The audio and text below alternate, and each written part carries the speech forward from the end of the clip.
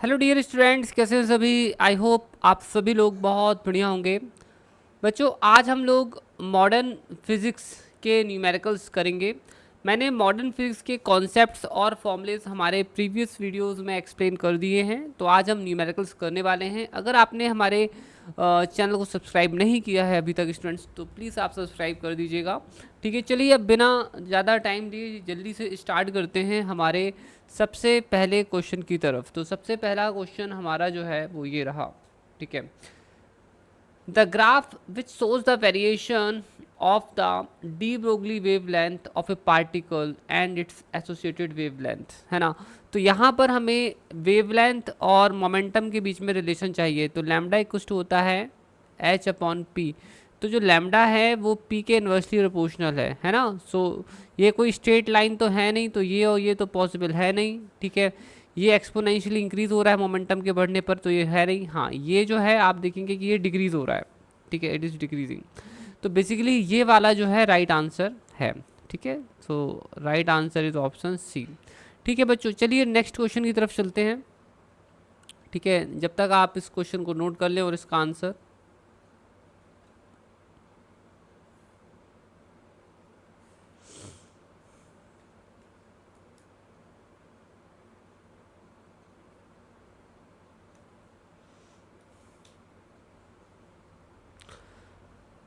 Students, next question ये है आपके सामने। इस क्वेश्चन में हमसे बोला गया है an electron is accelerated from rest through a potential difference of b volts. If the de Broglie wavelength of the electron is this much, then what is the potential difference?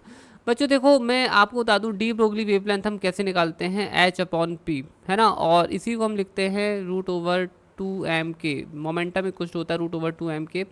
अगर हमने हमारे charge को we potential में, electron को we potential में oscillate कर दिया है, तो एक काइनेटिक कितनी काइनेटिक एनर्जी गेन करता है, ई वी है ना। तो बच्चों हमें यहाँ पर एक्चुअली में वेवलेंथ दी हुई है और हमें वी निकालना है। ठीक है, what we have to find out, we have to find out the V. अब स्टूडेंट्स, आपको याद होगा कि मैंने आपको बताया था कि जब हम हमारे इलेक्ट्रॉन को वी पोटेंशियल में एसिलेट करते हैं, तो बेसिकली अगर हम इसे सॉल्व करें तो हम इस फॉर्मूले पर पहुँच जाते हैं। ठीक है, ये आपका एंगस्ट्रॉम में आएगा, रूट ओवर 150 अपॉन वी। इसको आपको वोल्ट्स में लेना है। ठीक है, ये रहता है। तो बेसिकली स्टूडेंट्स, हमको यहाँ पर क्या करना है, वोल्टेज निकालना है। तो हम आरा वोल्ट्स हो जाएगा 150 अपॉन लेमडा स्क्वायर, तो ये हो जाएगा 150। अब आप देखोगे कि ये नैनोमीटर्स में दिया है, तो हमें इसे एंगस्ट्रॉम में लिखना पड़ेगा। तो बेसिकली नैनोमीटर में 10⁹ होती है, एंगस्ट्रॉम में 10⁻10 होती है। तो हम इसे लिख सकते हैं 1.227 इंटू 10⁻⁻1 एंगस्ट्रॉम। ठीक है, तो यहाँ पर हमें लिखना है। ठीक है, सो इट विल बिकम 0.1227 का स्क्वायर। आप इसको सॉल्व कर लेना। आप इसे जब सॉल्व करेंगे so approximately you will be getting 9963। और जो सबसे क्लोजेस्ट आंसर आपका आएगा वो आएगा, ये मतलब है 10⁻4 है ना। जो सबसे क्लोजेस्ट आंसर है वो ऑप्शन सी है। तो यही आपका आंसर है। ठीक है, so C is your right answer. I hope students कि ये अच्छी तरह से आप लोगों को क्लियर हो गया होगा। अब हम हमारे नेक्स्ट क्वेश्चन की तरफ आगे बढ़ने वाले हैं। So just wait for a while, 1 second.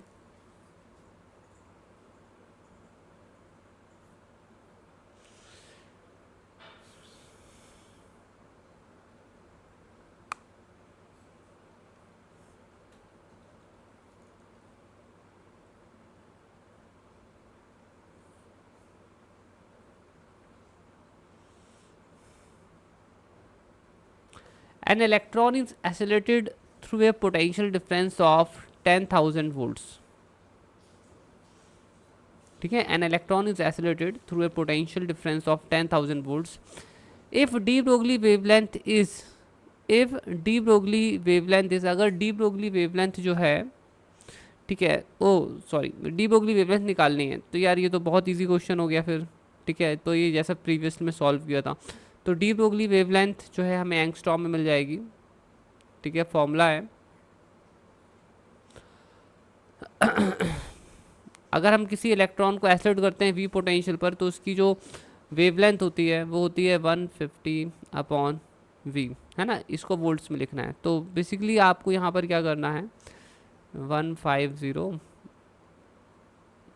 10,000। ठीक है, आप इसे सॉल्व कर लेना, यू विल बी गेटिंग, ठीक है, on solving you will be getting 0.1224 angstrom. ठीक है, और बेसिकली आप इसको ऐसे भी लिख सकते हो 1.2224। अगर आप यहाँ पर 10 की पावर 10 -10 कर दें और यहाँ पर डॉट्स को सॉल्व करते हैं डेसिमल्स को, तो -12 आ जाएगा। ठीक है, तो आपका जो राइट आंसर है स्टूडेंट्स इस केस में वो है ऑप्शन बी।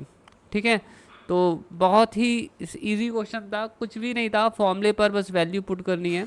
ठीक है, फॉर्मूलाज मैं ऑलरेडी प्रीवियस वीडियोस में एक्सप्लेन कर चुका हूँ, अगर आपने प्रीवियस लेक्चर्स नहीं देखे हैं तो प्लीज़ देख लीजिएगा। ठीक है, नेक्स्ट क्वेश्चन पर चलते हैं।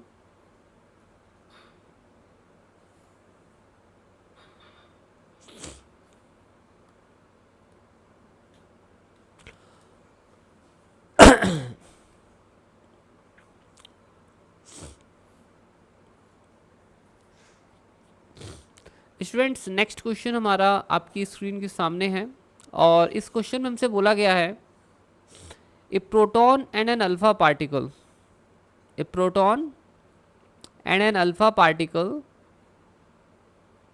are accelerated from rest to same energy, है ना। मतलब इनको ना सेम एनर्जी पर एसिलेट किया जाता है, तक एसिलेट किया जाता है। तो डी ब्रोगली वेवलेंथ कितनी होगी, तो देखो डी ब्रोगली वेवलेंथ का फॉर्मूला है h upon root over 2m e। ये एनर्जी है to which energy they are accelerated. ठीक है, तो उन्होंने ये बोला कि सेम है दोनों के लिए। तो अगर हम प्रोटॉन के लिए बात करें तो ये हो जाएगा H upon root over mass of proton E. और अगर हम यहाँ पर बात करते हैं अल्फ़ा पार्टिकल की, तो ये हमारा हो जाएगा एच अपॉन रूट ओवर 2। तो अल्फ़ा पार्टिकल का जो मास होता है 4 टाइम्स प्रोटॉन होता है, तो 4 mp। अब हमें इनका रेशो निकालना है, तो lambda P upon lambda alpha जो है वो हम निकालेंगे। तो ये हमारा हो जाएगा, ठीक है, √4/1 विच विल गिव अस 2/1। ठीक है, तो ये हमारा हो जाएगा 2/1। ठीक है, तो मेरे ख्याल से अब आपको ये चीज़ क्लियर हो गई होगी। ठीक है, अब हम चलते हैं 5 पर। ठीक है, मतलब नेक्स्ट 5th क्वेश्चन पर चलेंगे।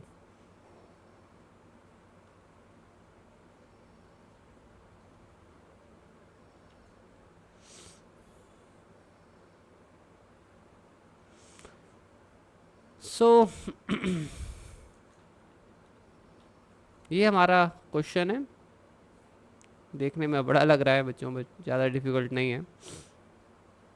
ठीक है, सो देखो बताता हूँ मैं आप कैसे करेंगे इसे। इस क्वेश्चन में हमसे क्या बोला गया है कि एक इलेक्ट्रॉन है जिसका मास है m, ठीक है, और उसकी इनिशियल वेलोसिटी है ये, और x डायरेक्शन में जा रहा है। तो ये हमारा हो गया इलेक्ट्रॉन, ये हो गया उसका मास, और ये जा रहा है v0 वेलोसिटी के साथ। तो ये इसकी इनिशियल वेलोसिटी है। ठीक है, ये हमारे कॉन्वेंशंस हो गए x और y। ठीक है, ठीक है, अब enters into the electric field. अब ये इलेक्ट्रिक फील्ड में एंटर करता है जहाँ इलेक्ट्रिक फील्ड नेगेटिव E0 है। ठीक है, तो बेसिकली रिपल्सन तो होगा क्योंकि ये भी नेगेटिव है और वो भी है। ठीक है, चलो कोई बात नहीं, आगे देखते हैं। फिर इसके बाद इन्होंने क्या बोला है, इसका डायरेक्ट हमको अभी उससे कोई मतलब नहीं है। बेसिकली हम यहाँ पर हमको जो साइंस दिए हैं उसके हिसाब से हम काम कर लेंगे। ठीक है, तो यहाँ इस डायरेक्शन पर एक इलेक्ट्रिक फील्ड है जिसमें वो एंटर करता है, और it is this is -E/I। ठीक है, अब ये बोलते हैं, और ये जब एंटर करता है so that time has to be taken as t = 0। तो t = 0 पर इलेक्ट्रॉन जो है इस फील्ड में एंटर कर जाता है। ठीक है, फिर इसके बाद क्या है, lambda not it's wavelength initially. अगर इसकी जो लैम्डा नॉट है इनिशियल वेवलेंथ है, then what is the wavelength at time t। तो कुछ समय के बाद उसकी वेवलेंथ कितनी होगी। है ना। So what will be the wavelength after some time. तो चलो मैं आपको बताता हूँ कैसे आप कर सकते हो। क्वेश्चन तो आप अच्छी तरह से पढ़ लो, ठीक है, डिफ़िकल्ट बिल्कुल भी नहीं है। मैं जब सॉल्व करूँगा तो आपको खुद ही पता चल जाएगा सब कुछ, ठीक है। देखो आगे आते हैं, यहाँ पर देखो ये इलेक्ट्रॉन था, ठीक है, ये यहाँ पर इलेक्ट्रिक फील्ड यहाँ से स्टार्ट हो रहा है, ठीक है। ये इसकी इनिशियल वेलोसिटी है, तो वी नॉट वेलोसिटी के साथ ये एंटर करेगा। यहाँ पर इलेक्ट्रिक फील्ड है, ठीक है। तो यहाँ से जब वो इलेक्ट्रिक फील्ड में एंटर करता है उसको टाइम टी लेंगे, तो फिर आगे जाएंगे तो कोई भी टाइम टी आएगा, तो किसी भी इंस्टेंट टाइम टी पर उसकी जो डी ब्रोगली वेवलेंथ है वो कितनी होगी, ये हमें पता लगानी है। यहाँ पर जो है उसकी de Broglie wavelength at time T equals to 0 वो हमें बोल दिया है लैम्डा नॉट है। बच्चों देखो डी ब्रोगली वेवलेंथ जो है, ठीक है, स्टार्टिंग वाली, ठीक है, वो है एच अपॉन पी नॉट, मतलब इनिशियल मोमेंटम, तो ये हो जाएगा एम वी नॉट, ठीक है।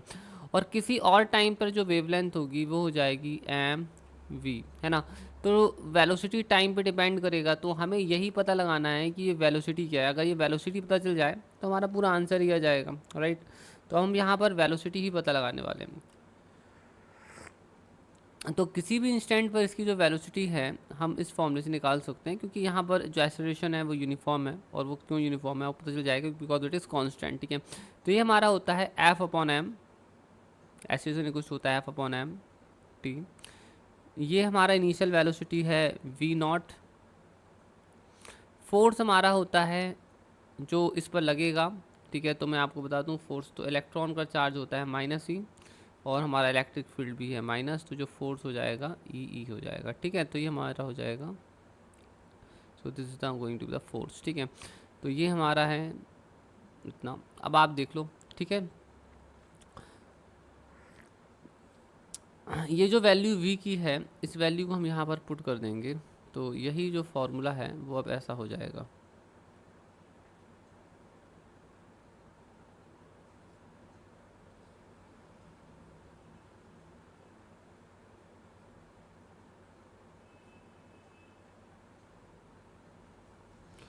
ठीक है, अब ये हो जाएगा, आप वी नॉट को बाहर कॉमन निकाल लो, तो ये हो जाएगा 1 प्लस, ठीक है। अब आगे जो चीज़ आई है वो है lambda not, 1 plus E T upon M V not. पीछे चलकर देखते हैं क्या आंसर है, तो ये देखो ये मैच कर गया, ठीक है। समझ में आ गया बच्चों सभी लोगों को, ठीक है। देखो आप चाहें तो इसका सॉल्यूशन लिख सकते हैं। अब हम आगे चलेंगे नेक्स्ट क्वेश्चन की तरफ।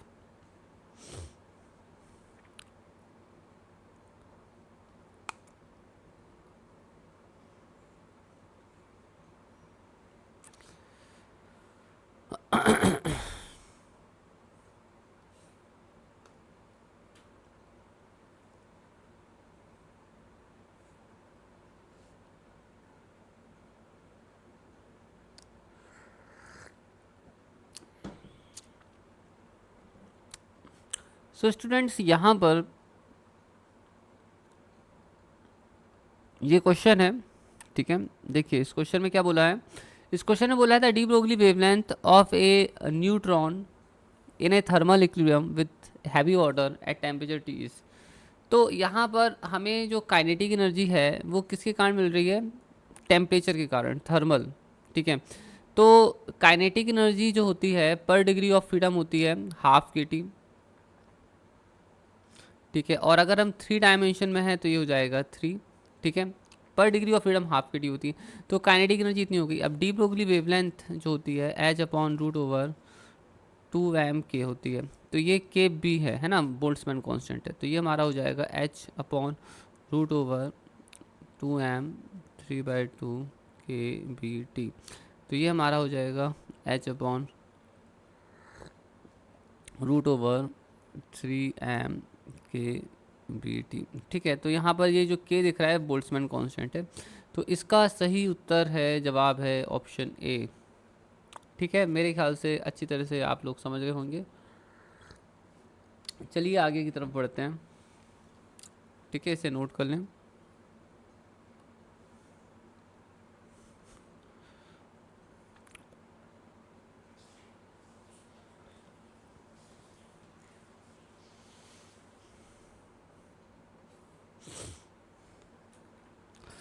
नेक्स्ट क्वेश्चन ये रहा। इस क्वेश्चन में हमसे क्या कहा गया है, देखिए इस क्वेश्चन में हमसे ये कहा गया है कि minimum wavelength of X ray produced by an electron acylated through the potential difference source. देखो अगर हम किसी इलेक्ट्रॉन को वी पोटेंशियल से एसिलेट करते हैं तो बेसिकली हमें कितना एक्सरे मिलेगा, तो पूरी कहानी तो बताई नहीं है। इलेक्ट्रॉन को जब आप एसिलेट करेंगे तो वो जितनी काइनेटिक एनर्जी जो जितनी एनर्जी वो गेन करता है वो होती है ईवी, और जब ये टकराता है तो ये डी एसिलेट हो जाता है, तो यही पूरी एनर्जी किस में कन्वर्ट हो जाती है। बेसिकली अगर इलेक्ट्रॉन रेस्ट पर आ जाता है तो यही पूरी एनर्जी फोटोन की एनर्जी में कन्वर्ट हो जाएगी, ठीक है, ओके। तो फोटोन की एनर्जी होती है एच सी अपॉन लैम्डा, तो आप देखेंगे lambda is inversely proportional to V, ठीक है, इसे ड्यून हंट्स लॉ भी कहते हैं, ठीक है। तो मेमोरी बेस्ड क्वेश्चन में भी की कैटेगरी में भी डाल सकते हैं इसे, ठीक है। तो ये हो गया आपका right answer. Okay, so next question पर चलते हैं, बी रेडी।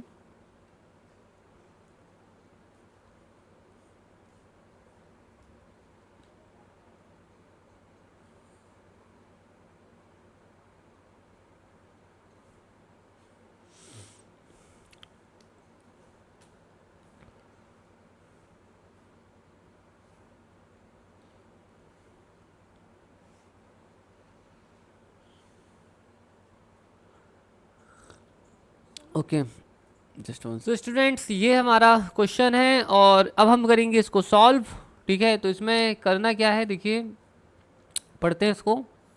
इस क्वेश्चन बोला है the work function of calcium potassium and sodium is this much and this much, ठीक है। तो एक चीज़ तो क्लियर है कि वर्क फंक्शन बढ़ता जा रहा है ना। तो वर्क फंक्शन सी एस का जो है सबसे कम है, फिर उसके बाद वर्क फंक्शन जो है पोटेशियम का और ज़्यादा है, और सोडियम का जो वर्क फंक्शन है वो सबसे ज़्यादा दिख रहा है, ठीक है। If the incident electron radiation is this much, अगर इंसिडेंट इलेक्ट्रॉन का रेडिएशन इतना है then which of this photo sensitive substance will emit electron. तो देखो क्या है, ये अपना मान लो सब्सटेंस है, सरफेस है, फोटो सेंसिटिव सरफेस है, यहाँ से आ रहा है। अब यहाँ से जो आ रहा है इसकी जो एनर्जी है वो कितनी है, 2.20 इलेक्ट्रॉन वोल्ट्स। अब देखो मैं आपको बताता हूँ कि फोटो इलेक्ट्रिक इक्वेशन कहता है कि जो मैक्सिमम काइनेटिक एनर्जी होती है वो होती है इंसिडेंट फोटोन की एनर्जी माइनस वर्क फंक्शन। तो इसे आप लिख सकते हो इंसिडेंट फोटोन की एनर्जी माइनस वर्क फंक्शन। अब बच्चों देखो फोटो काइनेटिक मतलब इलेक्ट्रॉन की जो काइनेटिक एनर्जी वो हमेशा काइनेटिक एनर्जी हमेशा ग्रेटर देन जीरो होती है। बट अगर आप यहाँ पर देखें तो इस वाले केस में जो है, ठीक है, इस वाले केस में देंगे 2.20 माइनस 2.14, इस केस में तो ये पॉजिटिव मिलेगी, बट इस केस में नेगेटिव मिल रही है, इस केस में नेगेटिव मिल रही है। जिस केस में potential sorry kinetic energy negative मिलती है इसका मतलब ये है कि वो चीज़ गलत है, क्योंकि काइनेटिक एनर्जी कभी नेगेटिव होती ही नहीं है। तो फोटो एमिशन जो है ना वो सिर्फ और सिर्फ कैल्शियम के केस में होगा। तो इसका राइट आंसर है ऑप्शन ए। मेरे ख्याल से बच्चों अच्छी तरह से क्लियर हो गया होगा आपको ये सब, ठीक है। तो अब हम नेक्स्ट क्वेश्चन की तरफ चलने वाले हैं।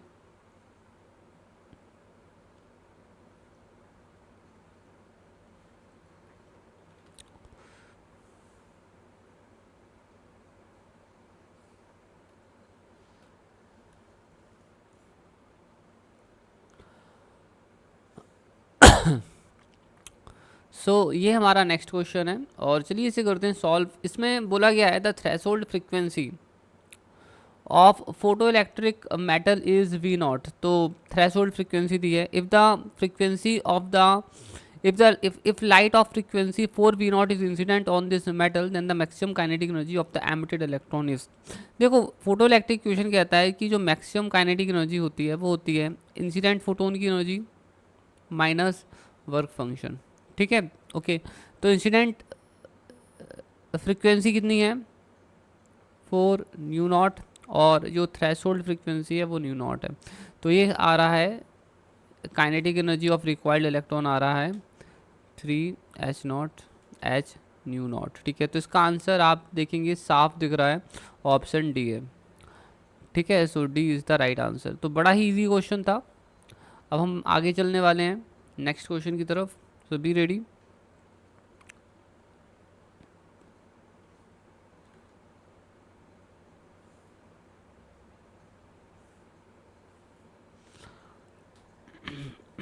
नेक्स्ट क्वेश्चन ये रहा हमारा।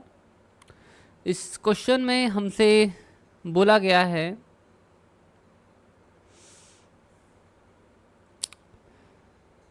The light rays having photon of energy 4.2 electron volt are falling on a metal surface.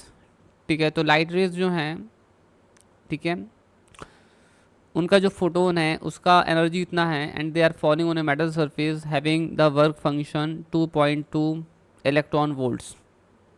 ठीक है, okay fine. The stopping potential is, देखो स्टॉपिंग पोटेंशियल इक्वल्स टू होता है, ठीक है, मैक्सिमम काइनेटिक एनर्जी। ठीक है, E V S is equals to होता है मैक्सिमम काइनेटिक एनर्जी। ये फॉर्मूला है, आपको ये फॉर्मूला याद रखना पड़ेगा। दरअसल इसमें कुछ है नहीं। क्या होता है, जो इलेक्ट्रॉन्स होते हैं जब उन पर लाइट पड़ती है, जब फोटो सेंसिटिव मटेरियल पर, तो इलेक्ट्रॉन्स यहाँ से यहाँ आते हैं। अब बेसिकली यहाँ होता है माइनस, यहाँ होता है प्लस, बट अब हम यहाँ क्या करते हैं, बेसिकली यहाँ कर देते हैं माइनस, यहाँ कर देते हैं प्लस। तो ये जो पोटेंशियल होता है इसे हम कहते हैं स्टॉपिंग पोटेंशियल। ठीक है, अब इलेक्ट्रॉन तो इस तरफ आना चाहता है, उसके पास काइनेटिक एनर्जी है, ठीक है, मैक्सिमम काइनेटिक एनर्जी है के मैक्स। ठीक है, बट अगर हमने इस पोटेंशियल को रिवर्स ऑर्डर में किया है तो ये इलेक्ट्रॉन को रिपल करेगा। तो एक पर्टिकुलर पोटेंशियल पर एक ऐसा होता है कि वो इतना उस पर फोर्स अप्लाई करता है कि इलेक्ट्रॉन यहाँ तक नहीं पहुँच पाता। उस पर्टिकुलर पोटेंशियल को हम यहाँ पर कहते हैं, ठीक है, स्टॉपिंग पोटेंशियल। तो स्टॉपिंग पोटेंशियल से जो हमें एनर्जी मिलती है E V S, that should be equals to the maximum kinetic energy for stopping the electron. तो ठीक है, तो ये फॉर्मूला आप याद रखेंगे, ये सब डिराइव नहीं करना है एग्जाम में तुरंत। ठीक है, तो स्टॉपिंग पोटेंशियल इक्वल्स टू होता है के मैक्स अपॉन ई। तो यहाँ पर क्या है, के मैक्स हमें निकालना है, तो के मैक्स इक्वल्स टू होता है इंसिडेंट एनर्जी 4.2 माइनस, ठीक है, वर्क फंक्शन, ठीक है, 2.2 इलेक्ट्रॉन वोल्ट्स अपॉन इलेक्ट्रॉन। तो ये और ये कट जाएंगे, तो ये हमारे पास बच रहा है 2.0 इलेक्ट्रॉन वोल्ट्स। ठीक है, तो ये हमारा आंसर है 2.0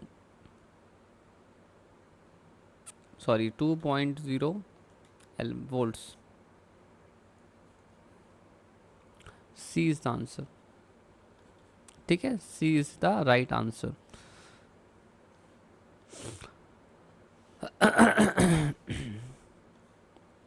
ओके, अब स्टूडेंट्स हम लोग और आगे बढ़ने वाले हैं। ठीक है, सो लेट्स प्रोसीड फर्दर। जब तक आप इसे नोट कर लें।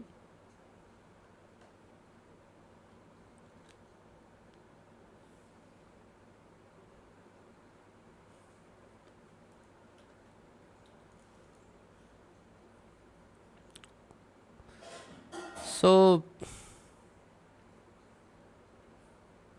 देखिए,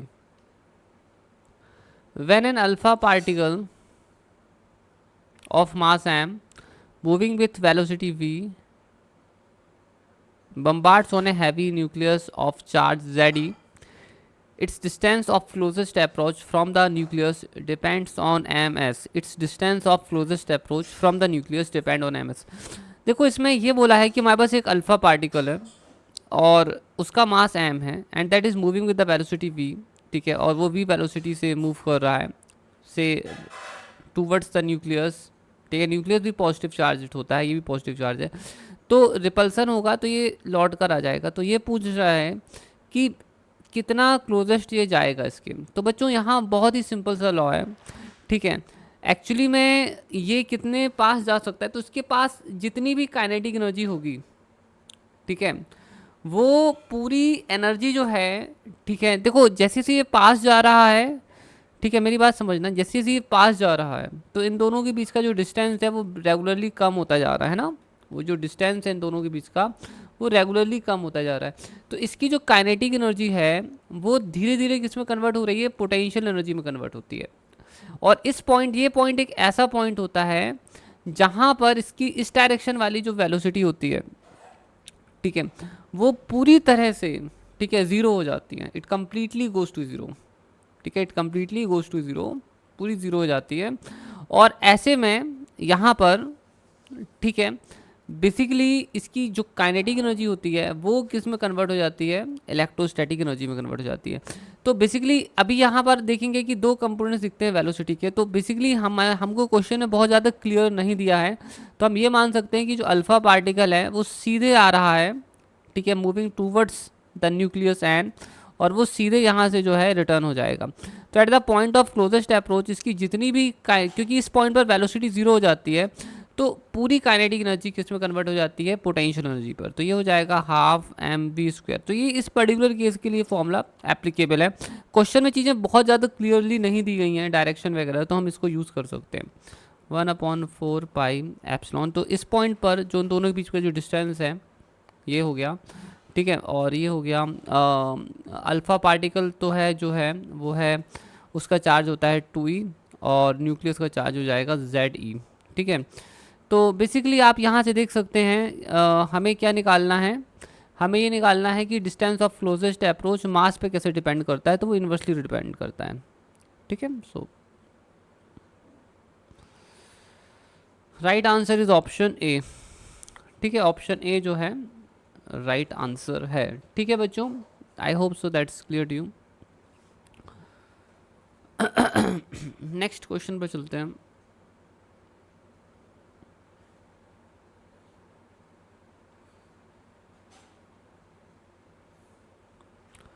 बच्चों मैं आप लोगों को एक चीज़ बता दूं कि अगर आपको इस टाइप, मतलब अगर आपको सब्जेक्ट मैटर पर बहुत एक्सपर्टाइज प्राप्त करनी है ना, तो आप ज़्यादा से ज़्यादा क्वेश्चंस करने की आदत डालो, ठीक है।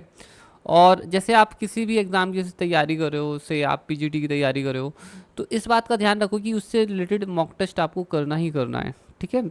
ओके, जब आप मॉक टेस्ट करोगे ना, तो आपके अंदर कॉन्फिडेंस बिल्ड होगा कि हाँ अब आप कर सकते हो। तो स्टार्टिंग में तो जब मॉक टेस्ट देते हैं ना, तो ऐसा लगता है यार कि नहीं हो पाएगा, नहीं हो पाएगा, बट जैसे आप एक मॉक टेस्ट देते हो ना, तो आपके अंदर एनर्जी आती है कि यार इस बार जो गलती की थी वो नेक्स्ट टाइम अपन नहीं दोहराएंगे। तो इस तरह से क्या होता है, मॉक टेस्ट देने से आपके अंदर कॉन्फिडेंस बढ़ता है, बहुत सारी चीज़ों पर इम्प्रूवमेंट होता है। तो मॉक टेस्ट ज़रूर दें अगर आप को एग्ज़ाम क्लियर करना है तो, ठीक है। Mock test are very very very important. Students ये हमारा क्वेश्चन है, इसे बोला है in a Rutherford scattering experiment when a projectile of charge, ठीक है, Z1 and mass M1 approaches the target nucleus of charge Z2 and M2, the distance of closest approach is R0, the energy of projectile is proportional to. देखिए बच्चों बड़ा ही easy है, फिर से वही है, ठीक है, जो हमारी काइनेटिक एनर्जी होती है that completely changes to the potential energy at the distance at the point of closest approach, ठीक है। तो ये हमारा हो जाएगा charge of projectile, charge of nucleus upon R. तो हमसे क्या पूछा है, एनर्जी, तो ये हमारी काइनेटिक एनर्जी। तो ये जो एनर्जी है काइनेटिक एनर्जी, वो Z1 एंड Z2 के प्रोडक्ट पर डायरेक्टली डिपेंड कर रही है। तो directly proportional to Z1 into Z2, ठीक है। तो बड़ा ही सरल क्वेश्चन था ये, ठीक है। नेक्स्ट क्वेश्चन की तरफ हम चलेंगे।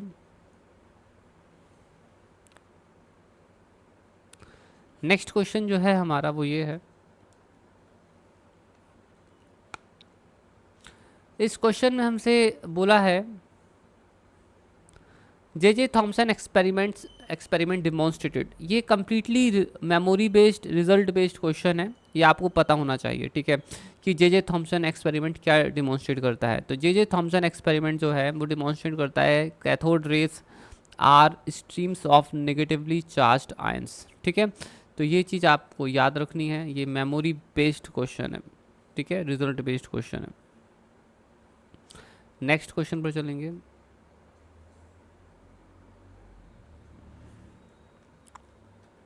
नेक्स्ट क्वेश्चन ये है, ये भी एक मेमोरी बेस्ड क्वेश्चन की कैटेगरी में आ जाता है। इस क्वेश्चन में बोला गया है who indirectly determined the mass of the electron by measuring the charge of the electron.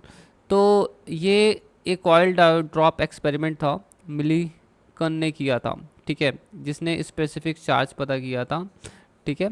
Okay, तो बेसिकली उसकी मदद से फिर इलेक्ट्रॉन का चार्ज पता किया था यूजिंग ऑयल ड्रॉप एक्सपेरिमेंट, ठीक है। तो ये है ऑप्शन ए। तो ये रिजल्ट, ये भी जो है एक रिजल्ट बेस्ड क्वेश्चन है, मतलब मेमोरी बेस्ड क्वेश्चन की कैटेगरी में ये आता है, तो आप इसे जो है ध्यान रखना, ठीक है। आगे चलते हैं।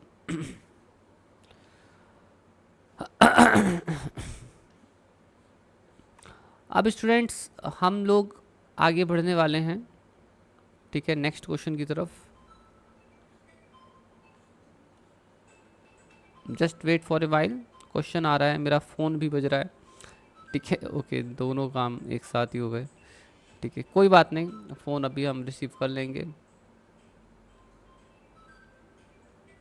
Just wait for a while. Okay, so let's do this.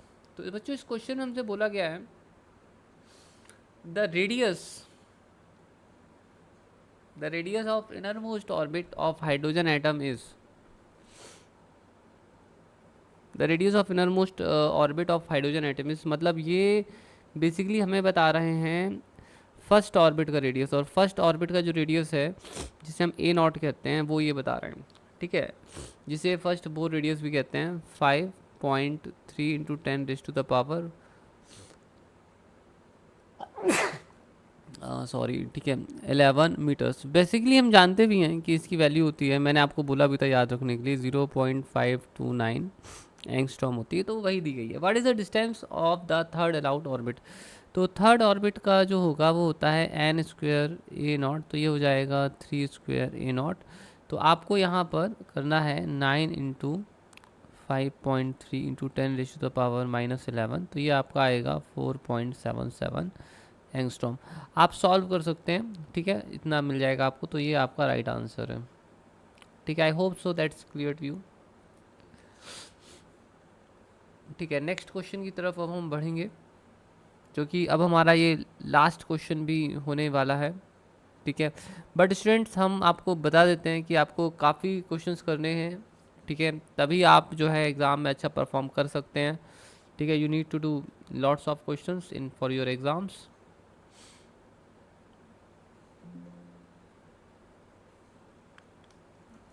ठीक है। बाकी हम क्वेश्चंस आपको बहुत सारे और भी कराएंगे, ऐसी बात नहीं है, बट अभी फ़िलहाल में जो हमने करा दिए हैं बहुत इंपॉर्टेंट क्वेश्चंस हैं, इससे आपको रैपिडली अपना कोर्स ख़त्म कर सकते हो इस तरह से, ठीक है। और फिर बाद में आप मॉक टेस्ट देकर या और टॉपिक वाइज प्रैक्टिस कर सकते हो, ठीक है। देखिए बच्चों, इस क्वेश्चन में हमसे बोला गया है, ठीक है, in hydrogen atom the shortest wavelength in the Balmer series is lambda.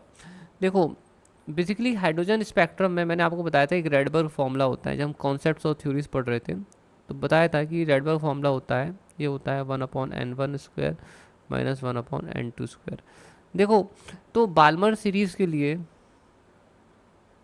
ये होता है, बाल्मर सीरीज़ के लिए मैं n1 की वैल्यू 2 होती है, और शॉर्टेस्ट वेवलेंथ अगर हमें निकालनी है ना, तो ये वाला फैक्टर जो है हमारा बेसिकली अगर हमें शॉर्टेस्ट वेवलेंथ निकालनी है तो ये वाला फैक्टर देखिए, ये भी आप देखेंगे 1/λ है, ठीक है, दैट इज़ ऑल्सो 1/λ। चलो मैं आपको बताता हूँ, लैम्डा इक्वल्स टू हो जाएगा 1/r 1/4 माइनस 1/n2 का स्क्वायर। देखो अगर आपको वेवलेंथ को शॉर्टेस्ट करना है तो ये वाला फैक्टर आपका मैक्सिमम होना चाहिए, ठीक है। और ये वाला फैक्टर मैक्सिमम तभी हो सकता है जब ये ज़ीरो हो जाए, और ये ज़ीरो तभी हो सकता है जब हम n2 को क्या कर दें, इन्फिनिटी कर दें, ठीक है। तो यहाँ पर हम n2 को इन्फिनिटी कर देंगे, तो हमारा जो इसमें यहाँ देखिए जो हमारा 1/λ है ये हो जाएगा r 1/4 माइनस 0। तो कुल मिलाकर हमें जो चीज़ मिल रही है यहाँ से, ठीक है, so r/4 we are getting as 1/λ, ठीक है। इससे हमें एक्चुअली में रेडबर्ग कांस्टेंट की वैल्यू जो है वो प्राप्त हो गई है, ठीक है, जो कि हमें जिसकी ज़रूरत पड़ने वाली है। हमने बताया था कि रेडबर्ग कांस्टेंट, आपको थ्योरी में बताया था कि जो रेडबर्ग कांस्टेंट होता है वो हमें क्वेश्चन के थ्रू निकालना पड़ता है, क्योंकि उसकी वैल्यू अलग अलग एटम्स के लिए अलग अलग होती है, ठीक है। ओके और ज़रूरी नहीं कि आपको एक कांस्टेंट वैल्यू याद है तो आप हमेशा वही यूज़ करें, ठीक है, it depends on how to do, है ना, न्यूमेरिकल पे डिपेंड करता है। अब हमसे बोला है the shortest wavelength in the bracket, तो ब्रैकेट सीरीज़ जो होती है, देखो यहाँ देखो, तो आपका एक लेमन सीरीज़ होती है, फिर आती है बाल्मर, फिर आती है पाशन, फिर आती है ब्रैकेट। देखो तो इसके लिए n1 की वैल्यू होती है 1, इसके लिए n1 की वैल्यू होती है 2, इसके लिए n1 की वैल्यू होती है 3, इसके लिए n1 की वैल्यू होती है 4। तो ब्रैकेट की अगर शॉर्टेस्ट वेवलेंथ हमें निकालनी है, ठीक है, इन केस ऑफ ब्रैकेट, सो ये हो जाएगा r, ठीक है, और ये हो जाएगा 1/4 का स्क्वायर माइनस 1/, इन्फिनिटी का स्क्वायर, ठीक है। वो मैंने आपको बता दिया कि शॉर्टेस्ट वेवलेंथ निकालने के लिए हमें यहाँ पर इन्फिनिटी डालना पड़ता है, ठीक है। तो आर की वैल्यू हम ऑलरेडी निकाल चुके हैं 4/λ, ये हमारा हो जाएगा 1/4 इंटू 4 1/λ डैश, तो ये हमारा हो जाएगा इतना, ठीक है। So lambda dash equals to 4λ। तो आपने देखा हमारा आंसर आ गया, 4λ कहाँ दिया है, ये दिया है ऑप्शन बी पर, ठीक है। ओके तो स्टूडेंट्स इसी के साथ हमारा ये आज का वीडियो ख़त्म होता है, और ये वीडियो हमारा है लगभग 36 मिनट्स का। स्टूडेंट्स अगर आपने यहाँ तक देखा है हमारा वीडियो तो डेफिनेटली आपको पसंद तो आया ही होगा, हमने बहुत मेहनत करके वीडियो बनाया है। तो स्टूडेंट्स प्लीज़ हमारे चैनल को सब्सक्राइब करें, अपने फ्रेंड सर्कल में जो है इसे शेयर करें, और हमारे वीडियो को लाइक भी ज़रूर करें, ठीक है। ओके बच्चों, thank you so much, bye, take care.